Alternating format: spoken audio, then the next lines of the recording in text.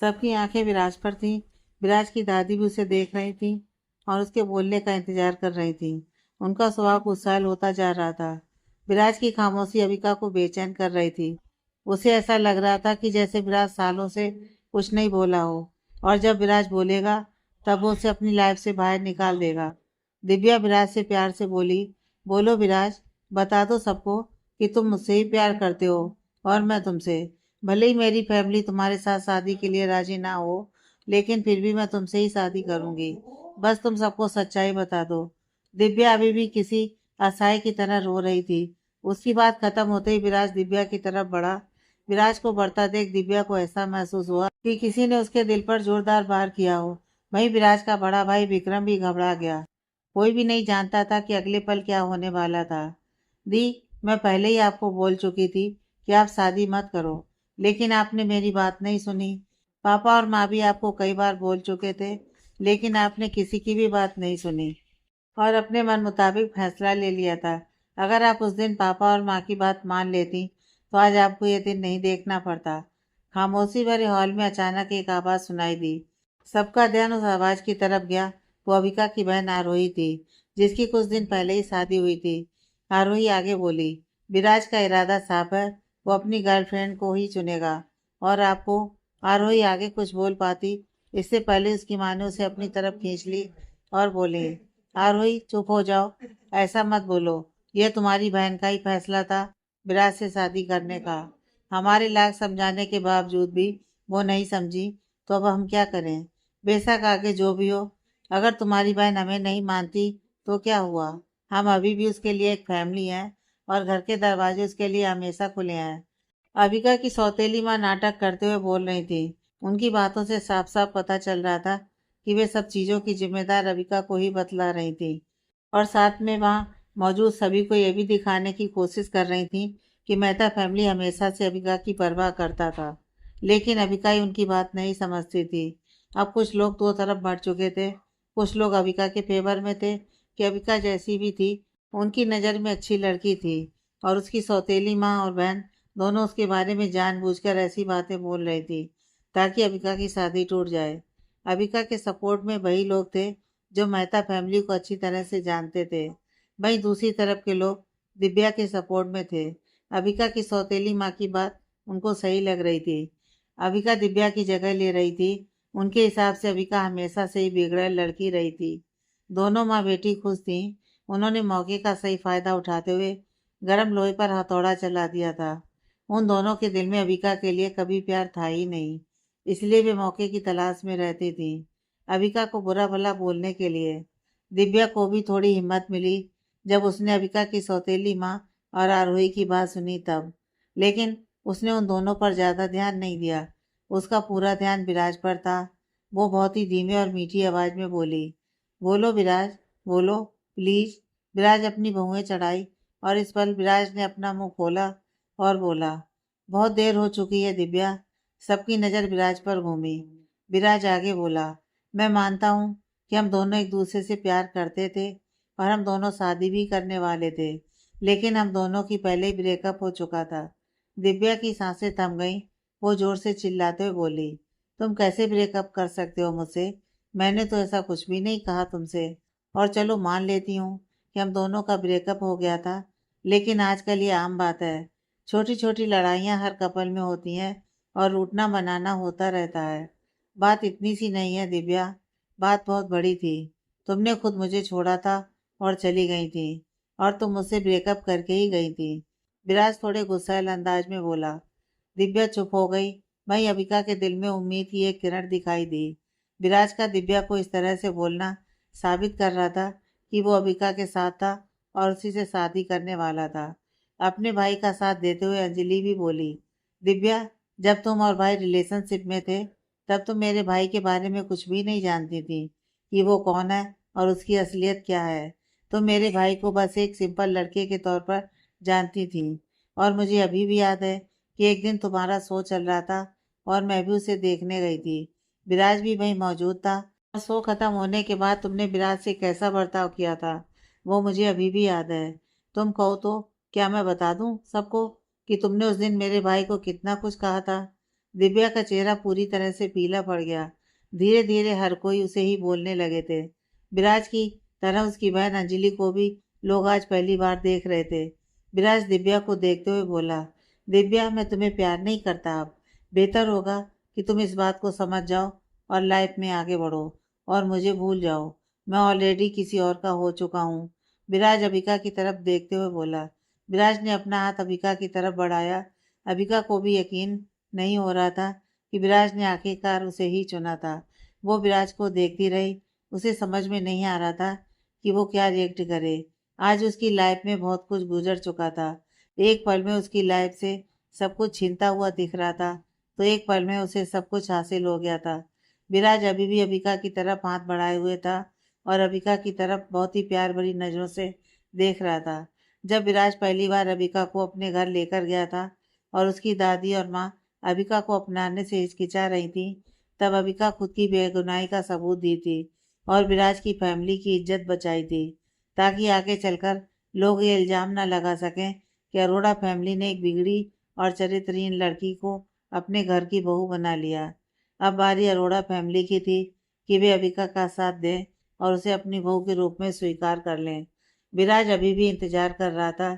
अबिका धीरे से अपना हाथ आगे बढ़ाई और विराज के हाथों में रख दिया। विराज ने कसकर अबिका का हाथ पकड़ लिया, मानो वो अब कभी भी अबिका का हाथ छोड़ेगा ही नहीं। विराज मुड़ा और जोर से बोला, अबिका ही मेरी पत्नी है। मैंने उससे ही कोर्ट मैरिज किया है और आज भी वही मेरी पत्नी रहेगी और मैं अबिका से ही शादी करूंगा। हम दोनों का बंधन 7 जन्मों का है और हम कभी अलग नहीं होंगे। अबिका हमेशा मेरे साथ खड़ी रही है और मैं भी अबिका का साथ देना चाहता हूँ, जिंदगी भर। विराज मुस्कुराते हुए अबिका की तरफ देखा। अबिका इतनी इमोशनल हो गई कि वो रोने लगी। अब मामला पूरी तरह से साफ हो गया था। विराज ने अबिका को चुना। लोग अब आपस में खुसुर फुसुर करने लगे थे और लोगों ने राहत की सांस ली ही थी कि विराज आगे बोला, मैं एक बात और कहना चाहता हूँ। सबका ध्यान विराज पर गया। विराज गहरी आवाज में बोला, अब से लोग मुझे क्योर हॉस्पिटल के डॉक्टर के रूप में नहीं, बल्कि अरोड़ा फैमिली के बेटे के रूप में जानेंगे। मैं इतने टाइम से जो अपनी आइडेंटिटी छुपा कर रह रहा था, अब ऐसा कुछ नहीं होगा। और एक बात, मैं हमेशा अपनी फैमिली की कंपनी से दूरी बनाकर रहता था, लेकिन अब से मैं भी अपनी कंपनी में अपना योगदान दूंगा और उम्मीद करता हूँ कि आप सब भी मेरा साथ देंगे। विराज ने अपनी बात से क्लियर कर दिया था कि अब वो अपनी आइडेंटिटी नहीं छुपाएगा। बात साफ थी। इतना हंगामा होने के बाद उसके लिए अपनी आइडेंटिटी छुपा कर रखना आसान बात नहीं थी। वही हॉल में मौजूद मेहमान बहुत खुश हुए कि विराज अब अपनी फैमिली की कंपनी को समझेगा और उसे बढ़ाएगा। अब लोगों के जानने की ज़रूरत नहीं पड़ेगी कि अरोड़ा फैमिली का छोटा बेटा कौन है। वही दिव्या निराश और हताश हो गई थी। उसने आगे कोई हंगामा नहीं किया, लेकिन वो शादी के मंडप में नहीं रुकी और अमन ने उसे उसके घर तक छोड़ दिया। अब लोग फिर से शादी में मसरूफ हो चुके थे। शादी के कार्यक्रम को आगे बढ़ाया गया। सभी मेहमान वापस खुशनुमा भरे माहौल में घुल मिल गए, सिवाय मेहता फैमिली और मल्होत्रा फैमिली के। अविका की सौतेली माँ और बहन के चेहरे पर 12 बजे हुए थे। उन्होंने जो सोचा था वैसा बिल्कुल भी नहीं हुआ। साथ ही कोई भी मेहमान उनकी तरफ ध्यान नहीं दे रहा था। अब अविका और विराज की शादी मंडप में होनी थी, इसलिए अविका और विराज को वहां से जाना पड़ा और पूरी शादी को सब मेहमान नहीं देख सकते थे, इसलिए बहुत सारे मेहमान खाना खाने चले गए। खाने में एक से एक लाजवाब चीज़ें बनी हुई थी। शहर के सबसे बेस्ट शेफ ने अपना काम बखूबी किया था। उन्होंने अपने हाथ का टैलेंट दिखाया था। खाने कितने आइटम बने हुए थे कि लोगों को सोचना पड़ रहा था कि खाने की शुरुआत कहाँ से और किस व्यंजन से करें। कुछ मेहमान खाते हुए आपस में बातें करने लगे। तो क्या लगता है आप सबको, विराज किस तरह अपनी फैमिली की कंपनी में अपना योगदान देगा? मुझे तो लगता है कि वे शेयर मार्केट पर ज़्यादा ध्यान देंगे। उनकी पर्सनालिटी से ही लगता है। और तो और, वो एक डॉक्टर तो हैं ही। सही कहा। विराज शेयर मार्केट के बारे में पहले से ही बहुत जानकारी रखता है। साथ में उनके भाई विक्रम भी कंपनी का बड़ा हिस्सा संभालते हैं और मिस्टर रणदीप अरोड़ा तो हैं ही कंपनी के मालिक। विराज के आ जाने से यह कंपनी और ऊंचाई पर जाएगी। अब सब लोग लगभग थोड़ी देर पहले हुए हंगामे को भूल चुके थे। वहीं दूसरी तरफ अभिका और विराज की शादी बहुत ही अच्छे तरीके से हो रही थी। जहाँ विराज की दादी, माता पिता, उसका भाई और बहन मौजूद थे, तो वहीं आर्यन और नेहा अबिका की तरफ से मौजूद थे। दोनों ने अग्नि के सामने 7 फेरे लिए और 7 जन्मों तक साथ रहने और एक दूसरे का साथ देने की कसम खाई। कुछ घंटे बाद नेहा अबिका को कमरे में ले गई। यह दूसरा कमरा था जो खास अबिका के लिए बुक था और बहुत ही अच्छे तरीके से सजाया गया था।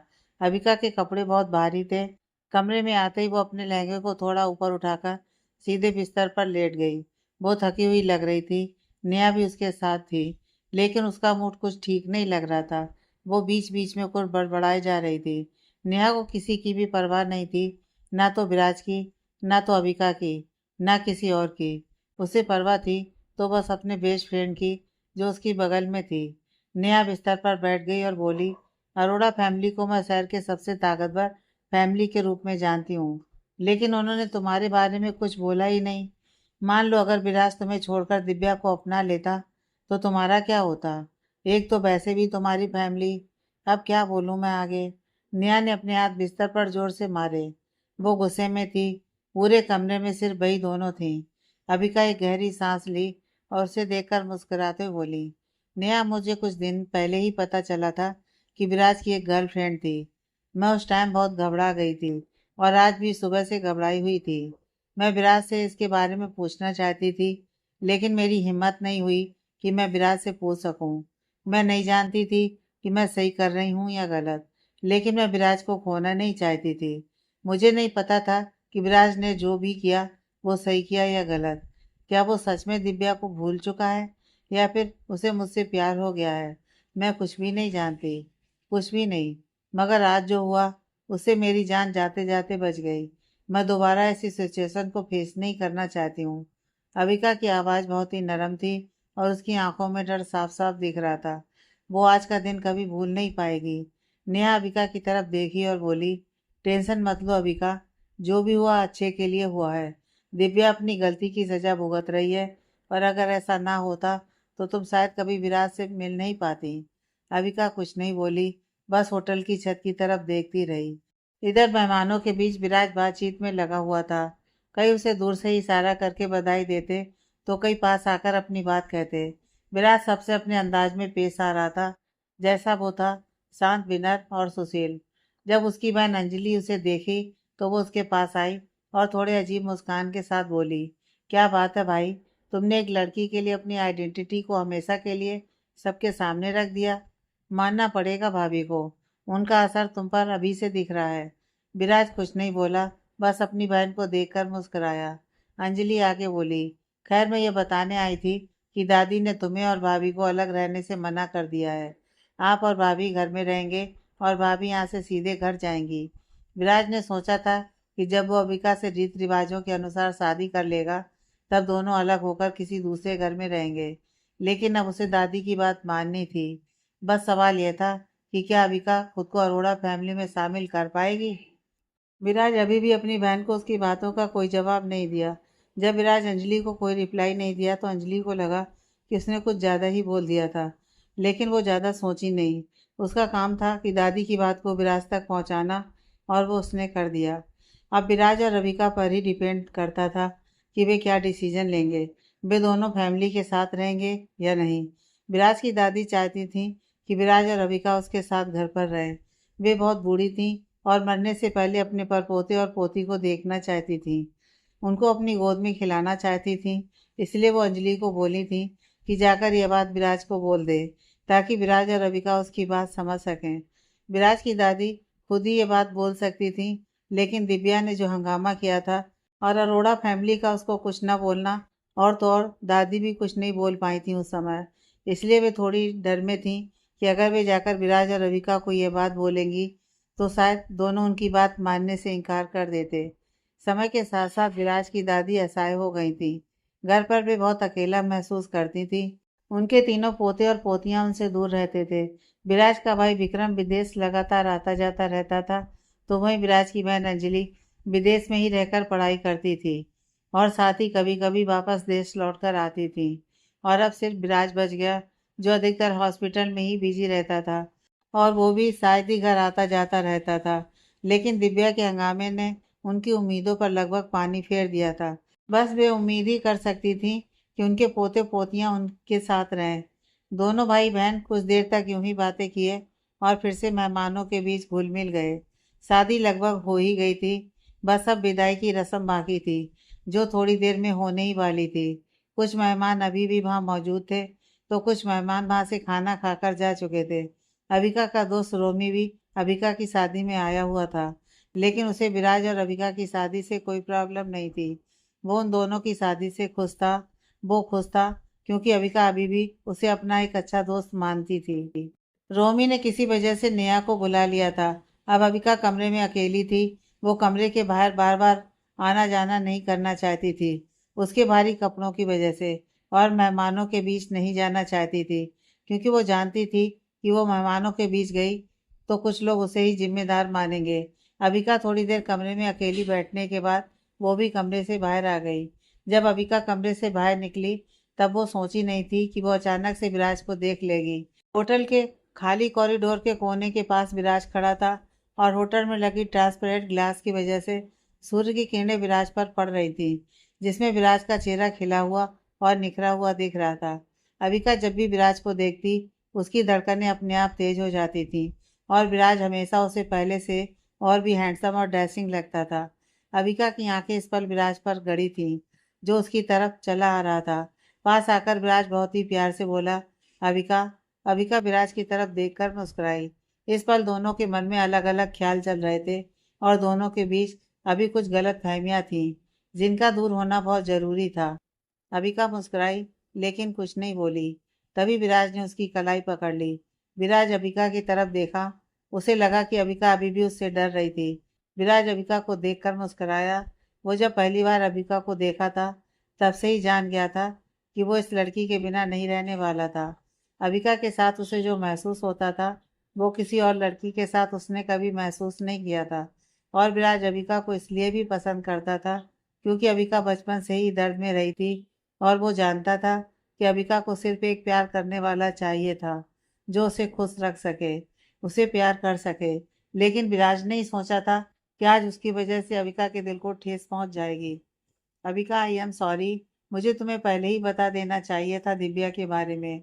अगर मैं तुम्हें पहले ही सब कुछ बता देता, तो शायद आज जो दर्द तुम्हें मेरी वजह से सहा है, वो नहीं होता।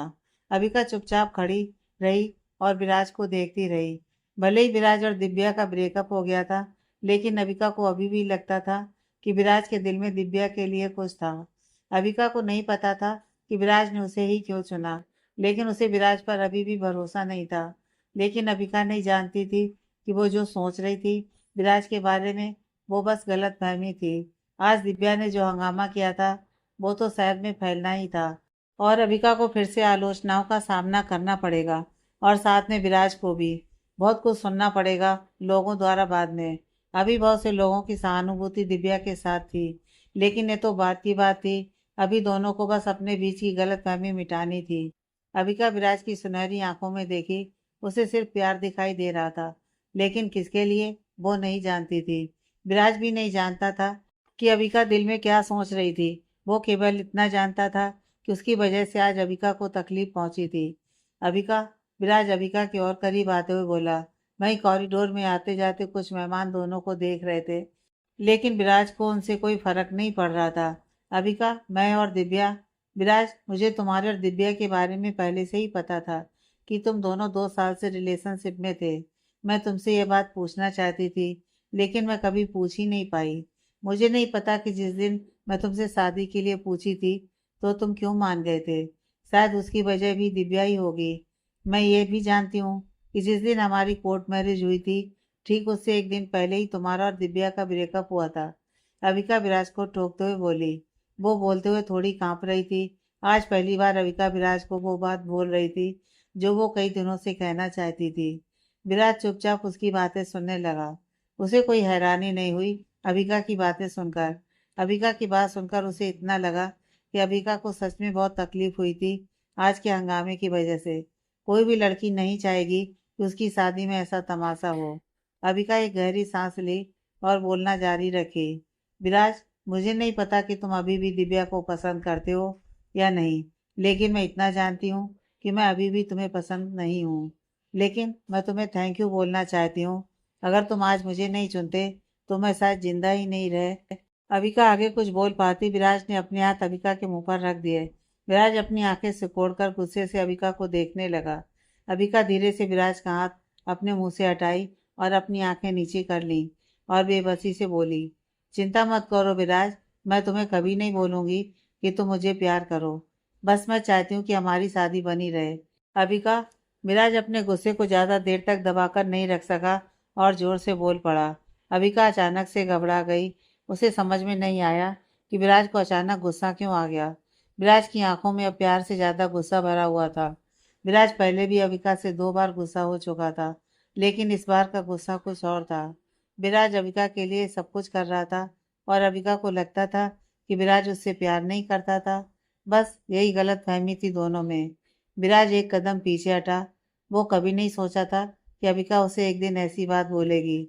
अबिका पहले भी ऐसी प्रतिक्रिया दिखा चुकी थी, लेकिन विराज उन सबको इग्नोर कर दिया करता था। विराज अभी इतने गुस्से में था कि उसे पता नहीं चला कि कब उसने अबिका की कलाई को जोर से पकड़ लिया और अबिका दर्द से चिल्ला उठी।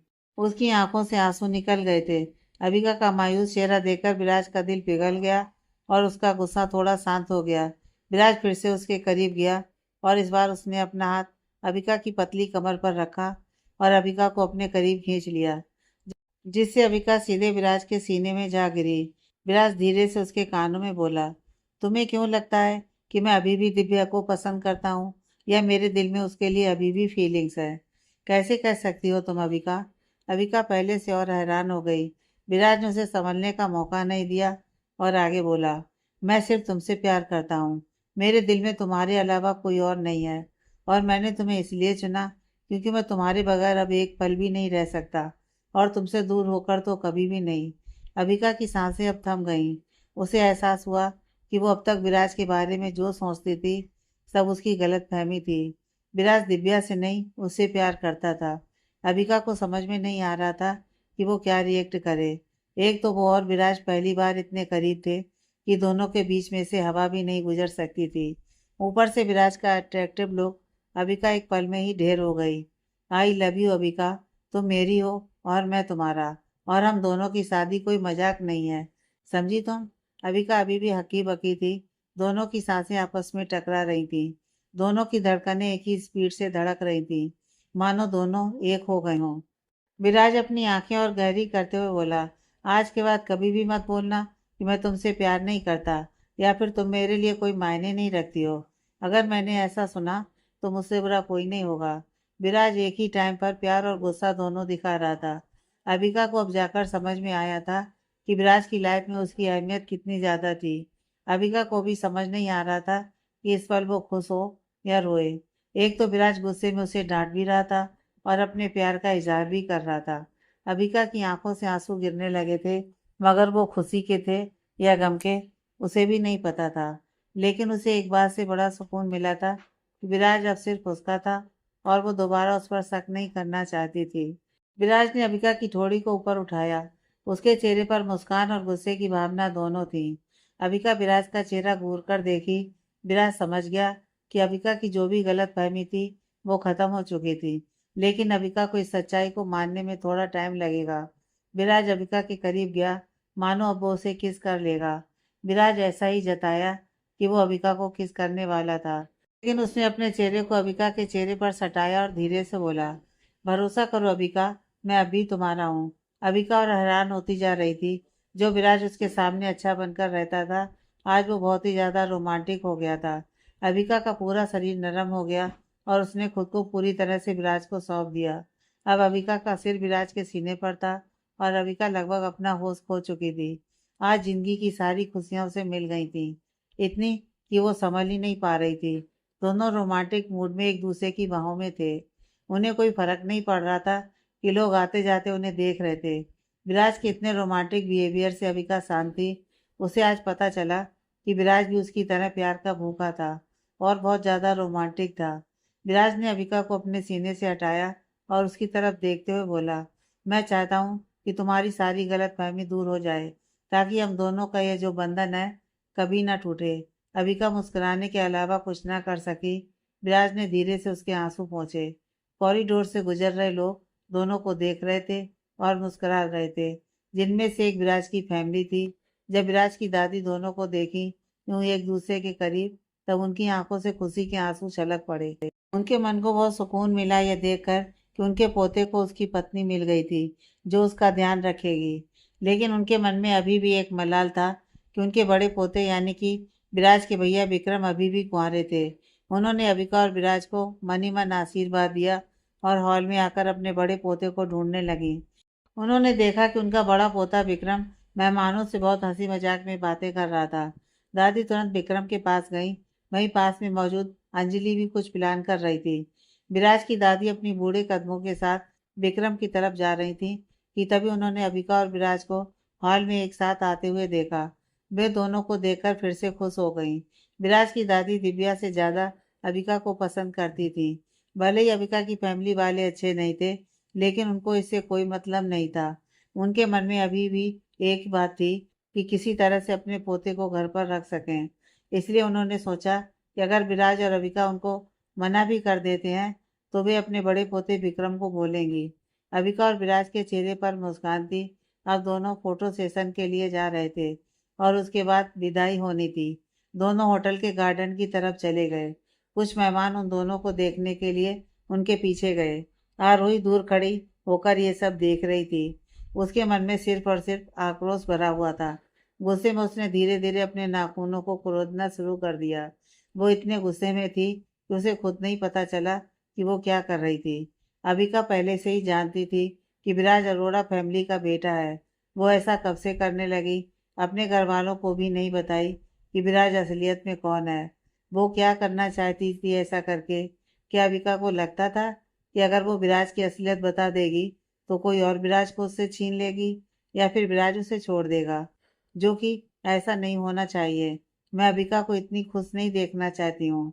आरोही अपनी फीलिंग्स को छुपाने की पूरी कोशिश करने लगी और खुद को शांत करके की भी। आरोही मुड़ी और अपने पिताजी की बाजू कसकर पकड़ ली और गुस्से के साथ बोली, अबिका ऐसे कैसे कर सकती है पापा? वो हमेशा से जानती थी कि विराज कौन है और फिर भी उसने किसी को नहीं बताई। क्या वो हमारी फैमिली को अरोड़ा फैमिली के सामने छोटा साबित करना चाहती है? आर्यन भी वहीं अपनी फैमिली के साथ खड़ा था। वो आरोही की आंखों में अबिका के लिए नफरत साफ देख पा रहा था, लेकिन उसने कुछ नहीं कहा। बस चुपचाप खड़ा होकर आरोही की बातें सुन रहा था। आरोही के पिताजी और माँ दोनों उसकी बात सुने, लेकिन उन्होंने भी कुछ नहीं कहा। लेकिन बेबी गुस्से से अबिका को देख रहे थे। उन्होंने भी नहीं सोचा था कि अबिका उनसे भी यह बात छुपा कर रखेगी। अबिका के पिताजी को अभी भी विराज से पहली मुलाकात याद थी। जब विराज उनके घर आया था, उन्होंने विराज को देखते ही पहचान लिया था कि विराज एक बड़े घर से ताल्लुक रखता था। विराज की ड्रेसिंग स्टाइल, उसका रुतबा, बोलने का तरीका और लोगों की बात सुनना, सब कुछ उन्होंने पहली नज़र में ही भांप लिया था। लेकिन विराज ने उन्हें जब बताया था कि वो एक सर्जन डॉक्टर है, तब अविका के पिताजी को विश्वास नहीं हुआ था। लेकिन उन्होंने बाद में उस बात को मान लिया और ये पता लगाना भूल गए कि विराज असल में कौन था।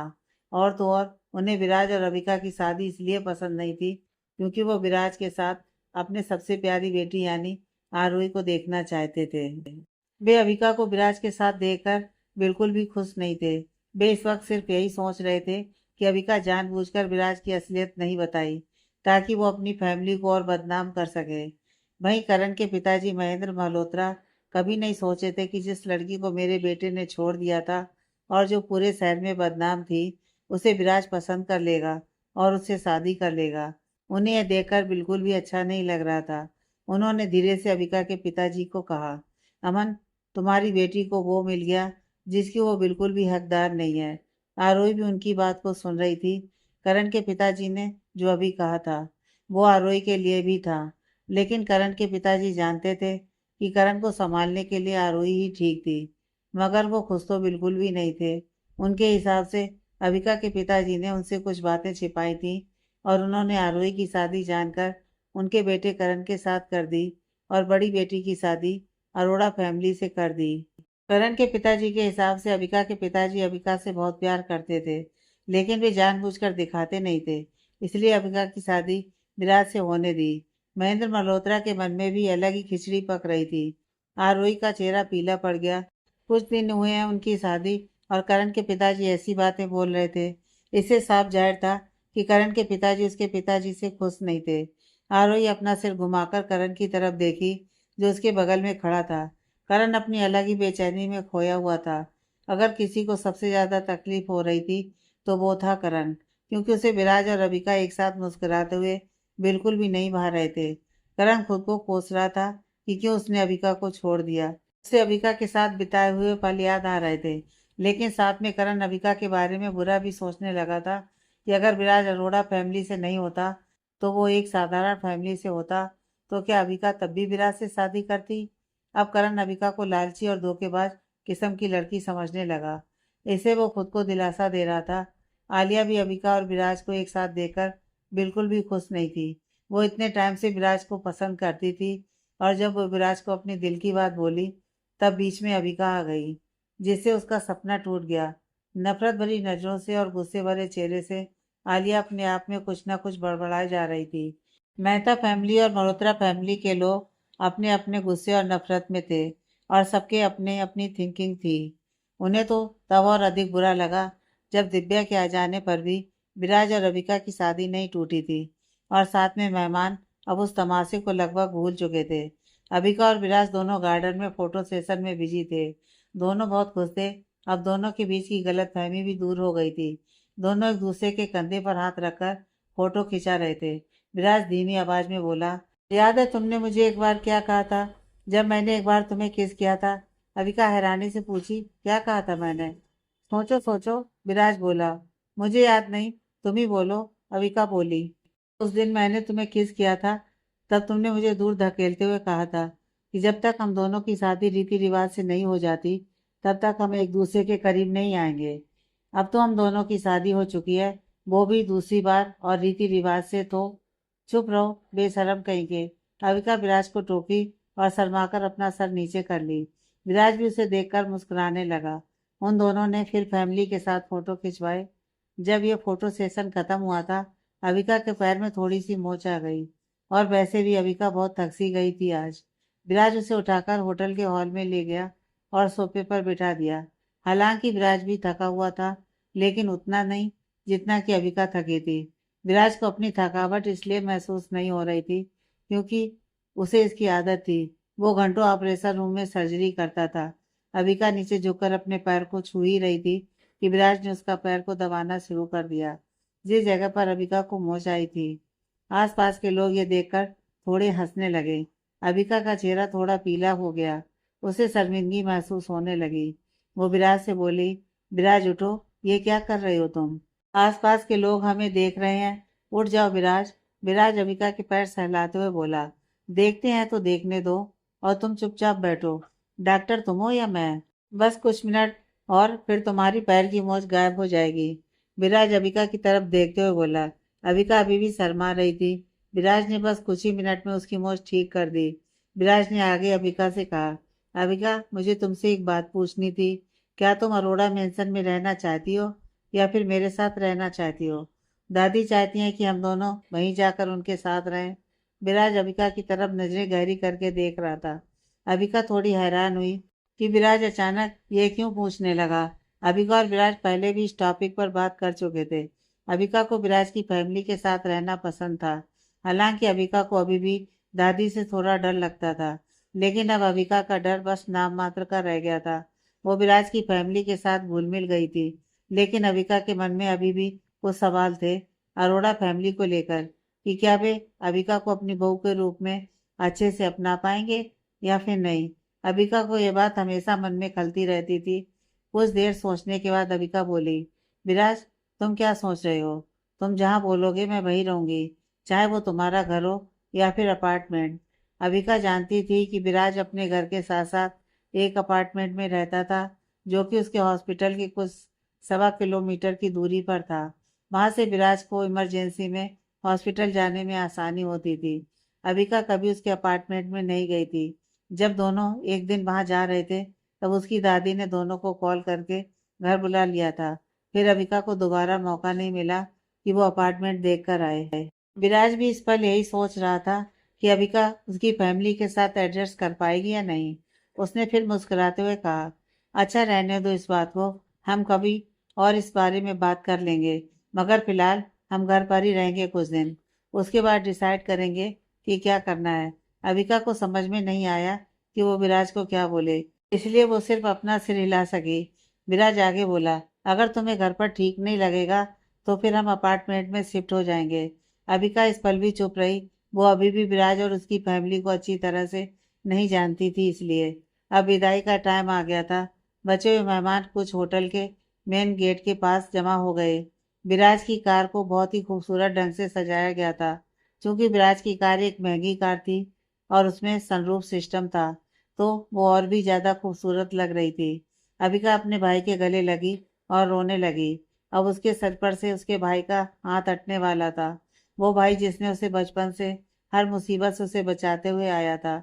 आर्यन की आंखें भी थोड़ी नम थी। आर्यन नम आंखों से विराज की तरफ देखने लगा कि अब से अबिका की सारी जिम्मेदारी उसकी थी। विराज ने भी अपनी आंखें झुकाकर आर्यन की भावनाओं का सम्मान किया। अबिका की फैमिली वाले भी वहीं खड़े थे, लेकिन अबिका उनके पास नहीं गई। बस दूर से ही उन्हें देखी और कार में जाकर बैठ गई। विराज भी कार में बैठ गया। फिर ड्राइवर कार स्टार्ट करके वहां से अरोड़ा मैंसन की तरफ चल पड़ा। अबिका सीट पर सिर रखकर अपनी आंखें बंद करके बैठी थी। विराज उसकी तरफ देखा और मुस्कुराया। विराज ने अपनी दादी को बता दिया था कि वे अबिका को अभी यह नहीं बोलेंगी कि वो इसी घर में रहे। उसने अपनी दादी से यह भी कहा कि अबिका को कुछ दिनों का टाइम चाहिए उसके साथ बीती घटनाओं से उभरने के लिए, और तब तक दादी उससे कोई सवाल नहीं करेंगी। दादी विराज की बात मान गई थी और अबिका और विराज के जाने के बाद अरोड़ा फैमिली और बाकी के मेहमान भी होटल से चले गए। विराज का कमरा आज बहुत ही अच्छी तरह से सजाया गया था। जो कमरा पहले बहुत सिंपल दिखता था, वो आज फूलों और लाइटों से सजा हुआ था। खासकर बिस्तर को बहुत अच्छे से सजाया गया था। पूरे बिस्तर पर लाल गुलाब की पंखुड़ियां फैली हुई थीं। अबिका को यकीन ही नहीं हो रहा था कि विराज का सिंपल सा दिखने वाला कमरा इतना खूबसूरत भी हो सकता था। लेकिन उसने ज्यादा कुछ नहीं सोचा और बिस्तर पर बस लेट गई। बहुत थके होने के कारण जब वो बिस्तर पर लेटी तब उसे बहुत सुकून मिला। वहीं विराज नहाने के लिए बाथरूम में चला गया। अबिका को बिस्तर पर लेटे हुए कुछ ही पल हुए थे कि उसका फोन बजने लगा। तभी विराज भी नहाकर बाथरूम से निकला। दोनों की नजर फोन पर पड़ी। रोमी, स्क्रीन पर रोमी नाम था। अबिका हिचकिचाते हुए फोन को पकड़े हुए थी। आखिरी बार जब अबिका और रोमी की बात हुई थी तब वही टाइम था जब विराज ने दोनों को डिस्को के बाहर देखा था। तब रोमी अबिका से अपने दिल की बात कह रहा था। विराज मुड़ा और अबिका को देखने लगा, मानो विराज को अभी भी पसंद नहीं था कि अबिका रोमी से बात करे या उससे कांटेक्ट में रहे। अबिका भी असमंजस में थी कि वो क्या करे, कॉल रिसीव करे या फिर नहीं। विराज, वो मैं, अबिका हिचकिचाते हुए बोली। विराज उसे देखता रहा, लेकिन अगले ही पल विराज मुड़ा और साइड में आने की तरफ चला गया और बोला, कॉल उठाकर बात कर लो, हो सकता है कुछ इम्पोर्टेंट बात हो। इतना सुनते ही अबिका ने कॉल उठा ली जब कॉल कटने ही वाला था। दरअसल होटल से आने के बाद अबिका का मन था कि वो किसी से थोड़ी बात कर ले, लेकिन सिर्फ अपने दोस्तों से, उसके अलावा कोई नहीं। साथ ही अबिका ये भी जानती थी कि आज की रात उसकी जिंदगी की बहुत खास रात थी, इसलिए यह भी एक कारण था कि अबिका अपने कुछ दोस्तों से बात करना चाहती थी। कॉल रिसीव करते हुए अबिका बिस्तर पर से उठी और सीधे खिड़की की तरफ चली गई। हेलो रोमी, क्या बात है, तुमने इतनी रात को कॉल किया मुझे? अबिका की आवाज़ काफ़ी धीमी थी, मानो वो चाहती ही नहीं थी कि विराज उसकी बात सुने। विराज भी आईने के सामने खुद को तैयार कर रहा था। उसके बाल गीले थे और उसने हल्के सफ़ेद रंग की स्लिम शर्ट पहनी हुई थी और टॉवल लपेटे हुए था। विराज का ध्यान अबिका की तरफ ही था। अबिका जानती थी कि रोमी से यूं ही इतनी रात को कॉल नहीं कर सकता था। उसके पास जरूर कोई वजह थी जिसके कारण रोमी ने उसे कॉल किया था, वो भी इतनी रात को। रोमी भी आज अबिका की शादी में आया हुआ था।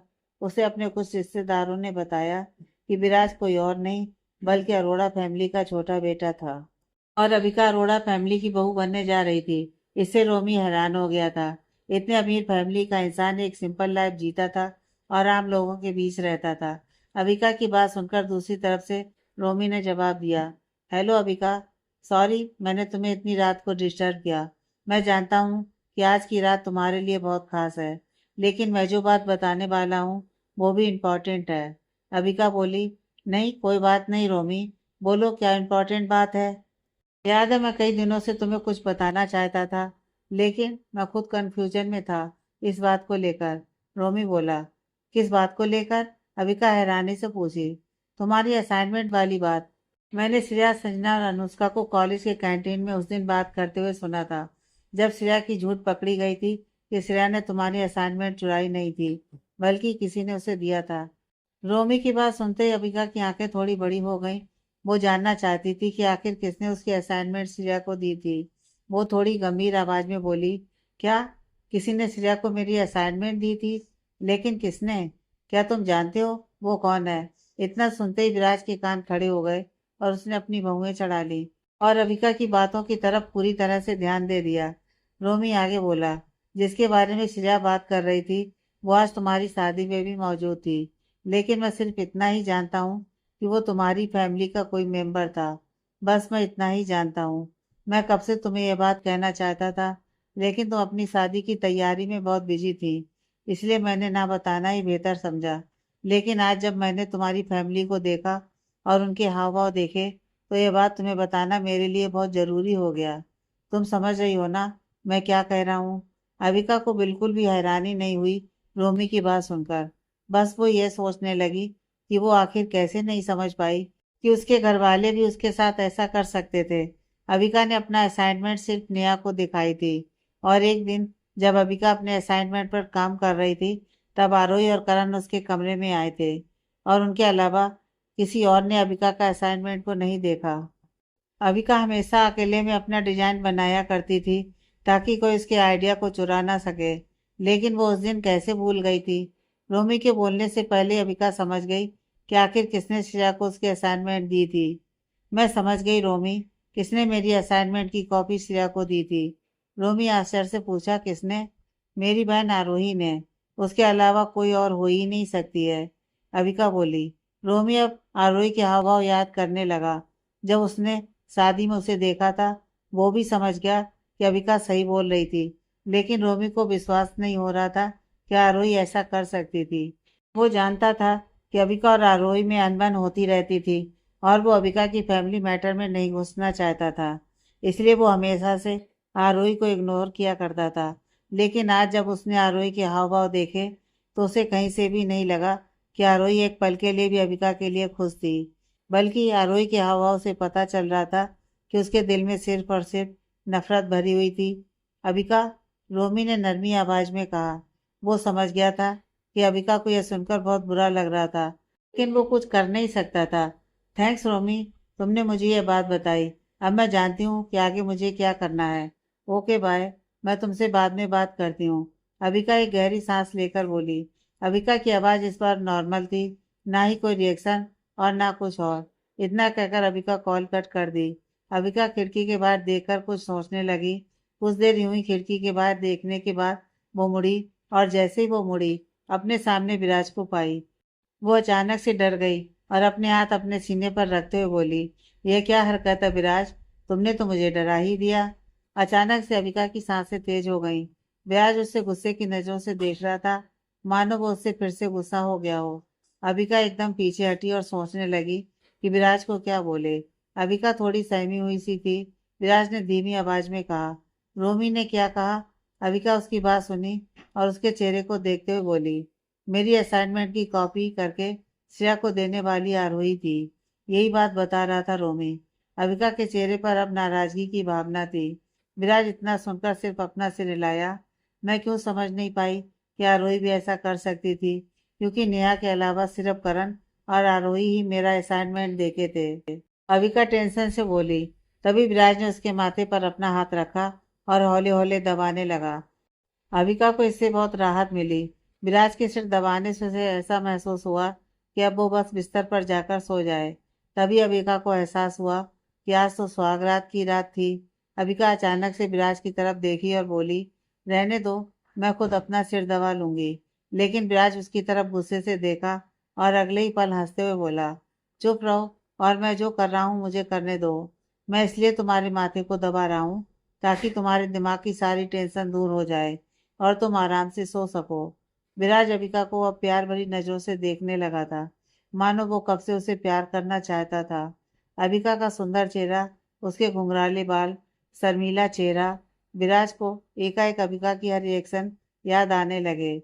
जिस तरह प्यार भरी नजरों से विराज अबिका को देख रहा था, अबिका पूरी तरह से शर्मा गई थी और उसके रेंगटे खड़े हो गए थे। धड़कनें फिर से तेज हो गई थी और साथ में घबरा भी गई थी। कमरे में सिर्फ वो और विराज अकेले। अबिका इतनी घबराई हुई थी कि उसके दोनों हाथ मुट्ठियों में बंध चुके थे। कुछ देर विराज को देखने के बाद अबिका बहुत ही धीमी आवाज में बोली, विराज। कल अबिका कुछ नहीं बोलती तो ही ठीक होता। विराज जो इतने प्यार से उसकी तरफ देख रहा था, अब अबिका की इतनी धीमी और कानों को सुकून देने वाली आवाज सुनकर और मदहोश हो गया। बस उसे एक इशारे की जरूरत थी, लेकिन उसे अभी भी अबिका की वो कही हुई बात याद थी, इसलिए वो खुद को रोक के रखे हुए था। लेकिन फिर भी विराज अबिका की आवाज़ सुनकर खुद को काबू में नहीं रख पाया और वो जो हौले हौले अबिका के माथे को दबा रहा था, अब उसके हाथों की पकड़ थोड़ी मजबूत हो गई थी। उसने प्यार भरी आवाज़ में कहा, बस आगे कुछ मत बोलो, वैसे भी तुम्हारी आवाज़ मुझे मदहोश कर देती है। अबिका की धड़कनें अब और तेज हो गई हैं सुनकर। उसे नहीं पता था कि अगले पल उसके साथ क्या होगा।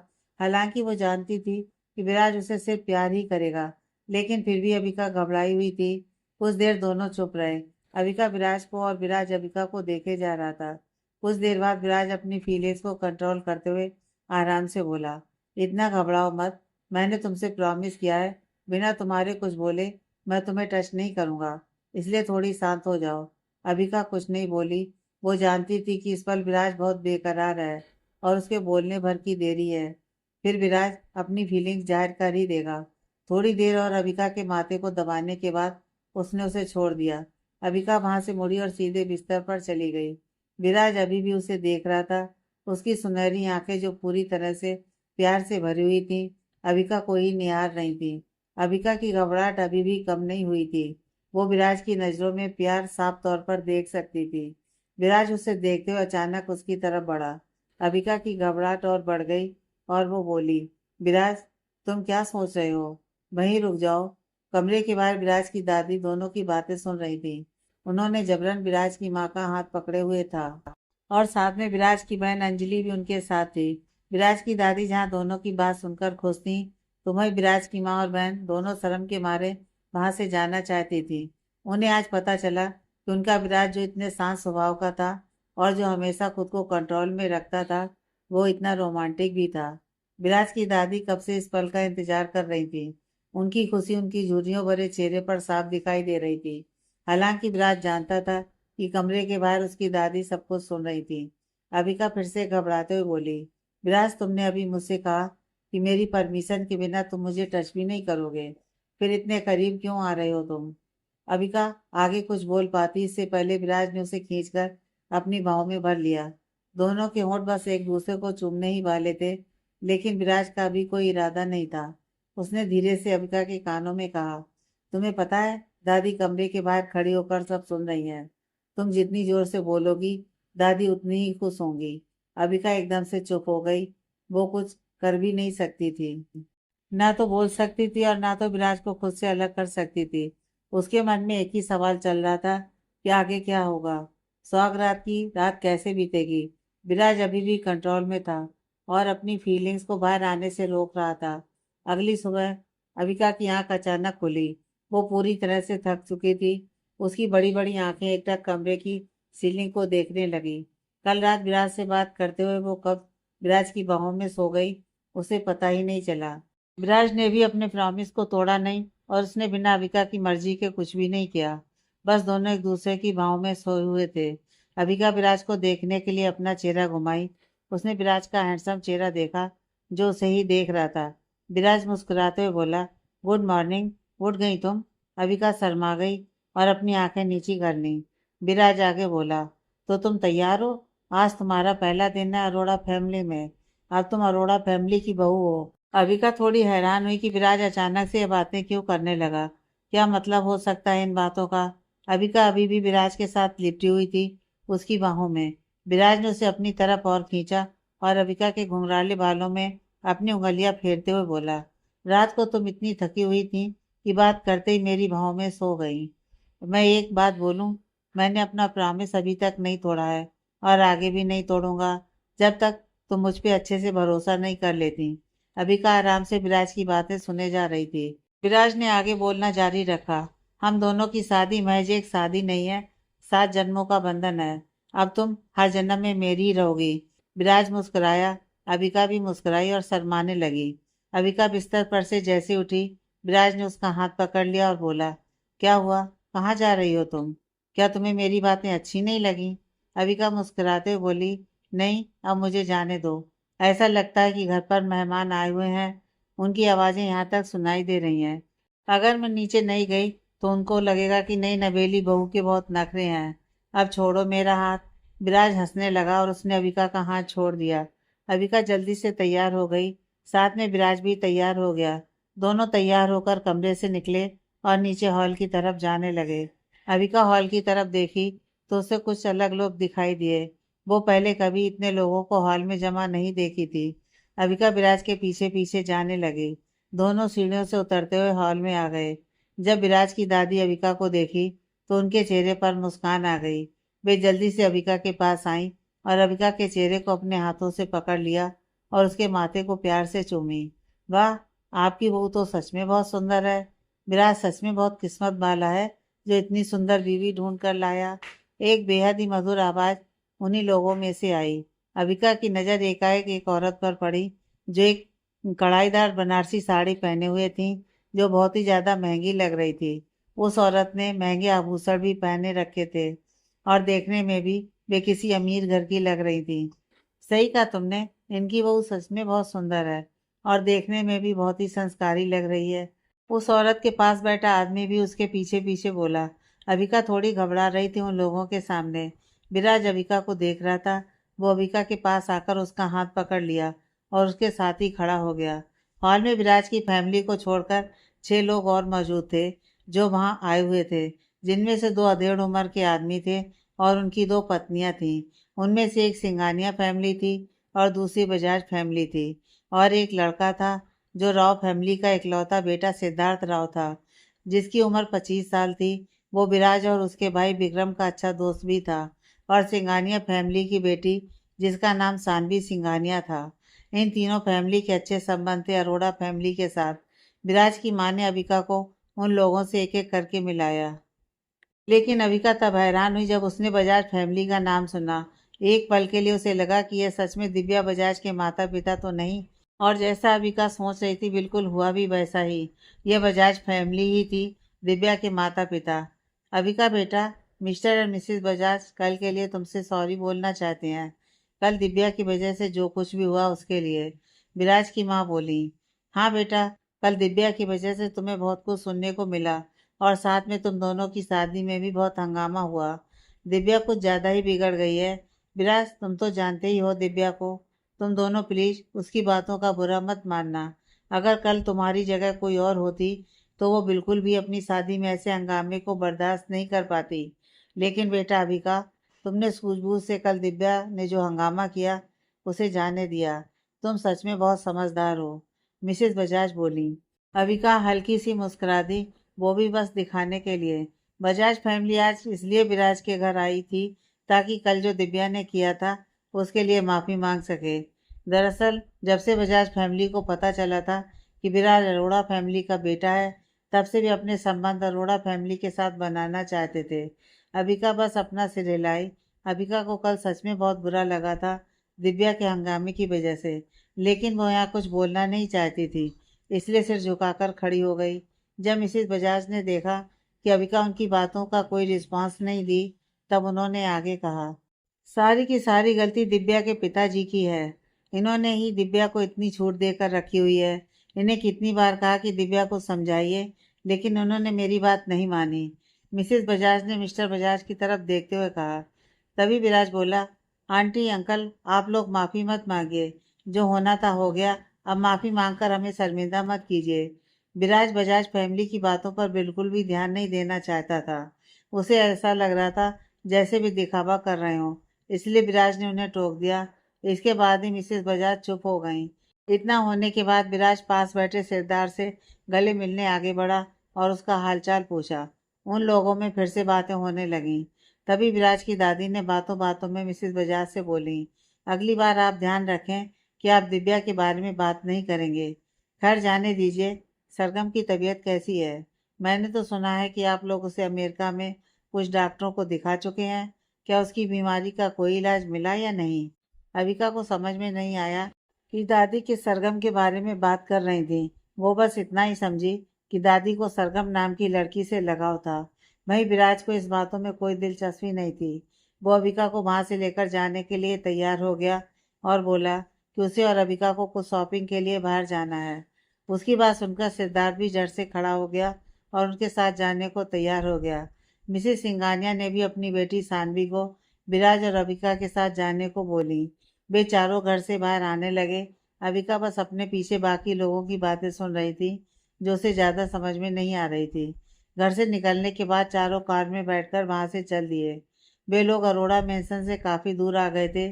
तभी विराज ने अविका से कहा, अविका मुझे याद दिला देना कि अंजलि के लिए एक ब्रेसलेट भी खरीदनी है। क्या? अंजलि दिल्ली वापस आ गई? कब? अचानक सिद्धार्थ एक्साइटेड होते हुए बोला। अविका अचानक डर गई और पीछे मुड़कर सिद्धार्थ को देखी। वो अंजलि के नाम से बहुत ज़्यादा एक्साइटेड हो गया था। बाकी कोई कुछ बोल पाता। सिद्धार्थ बोला, विराज जल्दी से कार रोको। यार तुमने मुझे पहले क्यों नहीं बताया कि अंजलि आई हुई है? खामखा मैं तुम सबके साथ यहाँ आ गया। विराज ने उसकी बातों को नज़रअंदाज कर दिया और कार को चलाता रहा। सिद्धार्थ फिर से एक्साइटेड होते हुए बोला, क्या कर रहा है यार विराज? कार को साइड कर यार। इस बार बोलने पर विराज ने कार को सड़क के किनारे खड़ा कर दिया। कार रुकते ही सिद्धार्थ जल्दी से उतर गया और मुस्कुराते हुए बोला, सॉरी तुम सबको, मैं तुम लोगों के साथ नहीं जा सकता। तुम लोग चले जाओ। सिद्धार्थ की बातों से ऐसा लग रहा था जैसे वो अंजलि से मिलने के लिए बेताब था। इतना बोलते ही सिद्धार्थ वहां से चला गया। अविका बस उसे जाते हुए देख पाई। विराज कुछ नहीं बोला और कार को दोबारा स्टार्ट करके चला गया। अब कार में सिर्फ 3 लोग थे, विराज, अविका और सानवी। सानवी को अब थोड़ा अच्छा नहीं लग रहा था। वो भी किसी बहाने से विराज और अविका को अकेला छोड़ना चाहती थी कि तभी अविका उससे बात करना शुरू कर दी। सानवी बहुत दिनों के बाद विराज से मिल रही थी और तो और वो कल शादी में भी नहीं आ पाई थी। उसे बहुत बुरा लग रहा था कि वो कल इन दोनों की शादी में नहीं आ पाई थी। सानवी विराज को अपने बड़े भाई की तरह समझती थी। अविका और सानवी के बीच अच्छी बातचीत होने लगी। तीनों शॉपिंग भी कर लिए। अविका और सानवी के बीच बॉन्डिंग बहुत अच्छी होती जा रही थी, बातें करते करते। वहीं विराज चुपचाप कार चलाते हुए दोनों की बातचीत सुनता जा रहा था। शॉपिंग करने के बाद विराज अविका को अपने अपार्टमेंट ले गया, जहां वो रहा करता था। अविका और सानवी दोनों विराज के पीछे अपार्टमेंट की तरफ जाने लगी। विराज, क्या तुम यही अपार्टमेंट में अपना हनीमून मनाना चाहते हो?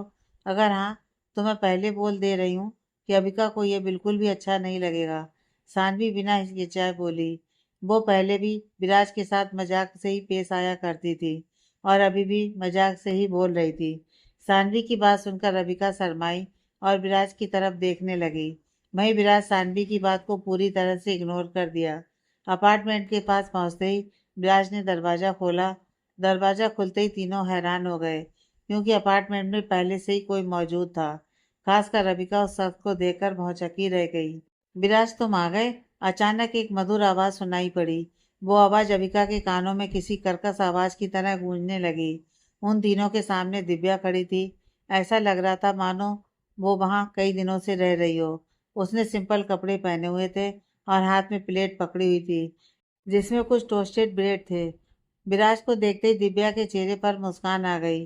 वहीं जब दिव्या अविका और सानवी को देखी तो उसकी मुस्कान तुरंत गायब हो गई और नफरत भरी नजरों से देखने लगी। अविका भी दिव्या को देखकर गुस्सा होने लगी थी।